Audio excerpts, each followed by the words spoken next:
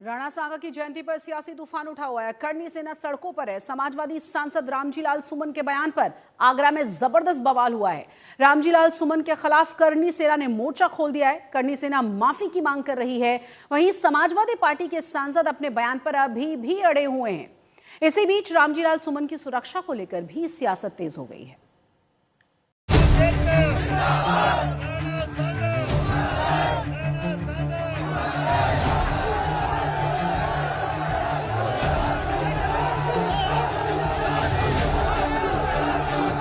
करनी सेना सड़कों पर है। राजपूत समाज में आक्रोश है और राजनीति में घमासान मचा है।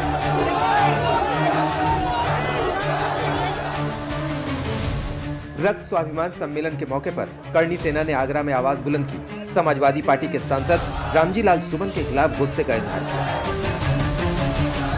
मुंह फाड़ के माफी थोड़ी मंगाई जाती है। मांगे तो मांगे, नहीं मांगे पर उसको किसी माफी के लायक छोड़ेंगे नहीं। ये राजपूत का वादा है, ये क्षत्रिय का वादा, पूरा देश का क्षत्रिय है। और इनकी चोट, जो नेता की जो सबसे बड़ी चोट होती है वो वोट की चोट होती है। और हम अगर यहाँ से आज कोई निर्णय नहीं आता तो 9 मई को, अप्रैल के बाद 9 मई को महाराणा प्रताप जयंती है, दिल्ली में मनाई जाएगी। मेरे साथ ठाकुर पूरण सिंह जी है और पूरा देश का राजपूत है। यहाँ अगर 2-3 लाख आए तो वहाँ 3 गुना 10 लाख आएंगे। करनी सेना के गुस्से को देखते हुए आगरा में रामजीलाल सुमन के घर को छावनी में तब्दील किया गया। घर और घर के बाहर भारी संख्या में पुलिस बल तैनात किया गया। वहीं जगह जगह बैरिकेडिंग लगाई गई ताकि कोई भी समाजवादी पार्टी के सांसद के घर तक नहीं पहुंच सके। 12 अप्रैल 1482 को मेवाड़ के सिसोदिया वंश में जन्मे संग्राम सिंह को ही राणा सांगा कहा जाता है। मैंने पूरा बाबरनामा पढ़ा है। राणा सांगा जी ने इब्राहिम लोदी को 1517 में खतौनी में हराया और 1519 में धौलपुर में हराया। बाबर की सेना को 1527 में बयाना में हराया। तो वो इब्राहिम लोदी को 2 बार हरा चुके थे। उसको हराने के लिए बाबर को लाने की जरूरत नहीं थी। और जब 1526 में पानीपत का पहला युद्ध हुआ, राणा सांगा बाबर की तरफ से नहीं लड़े थे इब्राहिम लोदी के लिए, वो इब्राहिम लोदी और उनके बीच में युद्ध हुआ था। इसलिए उन्हें माफी मांगनी चाहिए। इतिहास को पढ़ने का मतलब है अतीत से सीखना, ना कि तोड़ना और तौलना। लेकिन भारत में इतिहास पुरुषों के पुरुषार्थ की व्याख्या को लेकर बवाल मचा है। सांगा के समर्थक इस बात पर अड़े हुए हैं कि समाजवादी पार्टी के सांसद रामजीलाल सुमन अपने बयानों के लिए माफी मांगे। रामजीलाल सुमन जी के लिए हमने पहले भी बताया था कि हमें काबुल का वो रास्ता भी मालूम है जहां बाबर की कब्र है। तो अगर वो बाबर को अपना आइडल मानते हैं तो समाज जो है उनको वहां तक छोड़ के आने के लिए भी तैयार है। वहां उनके लिए मकान बनवा देगा काबुल में, वहीं रहे हमेशा।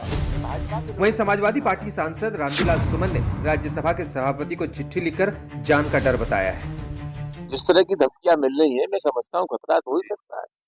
जिस तरह की धमकियां मिल रही है, हमें मार देंगे, 50 लाख रुपए इनाम देंगे, कोई गोली मार दे, वरना हम खुद ही गोली मार देंगे, कोई जीव काट रहा है, तो ये सब तरह की धमकियां मिल रही है, मैं समझता हूँ उसके चलते सुरक्षा की आवश्यकता है। राणा सांगा का नाम फिर जुबानों पर है, लेकिन इस बार बहस के लिए, श्रद्धा के लिए नहीं है। लेकिन क्या ये सिर्फ एक ऐतिहासिक बहस है? ये मुझे पूरा भरोसा है कि प्रशासन रामजीलाल सुमन जी के सम्मान और रामजीलाल सुमन जी के ऊपर किसी तरह का अपमान का व्यवहार नहीं कर पाएंगे। और अगर अभी भी सरकार ने खुली छूट दे रखी है तो सरकार इसके लिए जिम्मेदार है। इस घमासान के बीच यूपी के सीएम योगी आदित्यनाथ ने जयंती पर राणा सांगा को नमन किया है। धर्म रक्षा हेतु समर्पित रहे परम प्रतापी राणा सांगा जी की जयंती पर उन्हें कोटिशः नमन। राष्ट्रभक्ति और त्याग की प्रतीक, उनकी यशगाथा इतिहास का स्वर्णिम अध्याय है। उनका शौर्य युगों युगों तक भारत भूमि को स्वाभिमान से सिंचित करता रहेगा। 12वीं सदी के महान योद्धा राणा सांगा, जिन्हें इतिहास ने राजपूताना की आन बान और शान कहा, लेकिन आज उन्हीं के नाम को लेकर मच गया है बवाल। वजह बना समाजवादी पार्टी के राज्यसभा सांसद रामजीलाल सुमन का चंद रोज पहले राज्यसभा में दिया गया ये बयान। बाबर को लाया कौन? बाबर को इब्राहिम लोदी को हराने के लिए राणा सांगा लाया था। तो मुसलमान तो बाबर की औलाद हैं और तुम गद्दार राणा सांगा की औलाद हो, ये हिंदुस्तान में तय हो जाना चाहिए। अगर बाबर की तो आलोचना करते हैं, राणा सांगा की आलोचना नहीं करते। समाजवादी पार्टी के सांसद के खिलाफ राजपूत समाज के सीने में आग धधक रही है। उनके खिलाफ हर राज्य में गुस्से का गुबार है।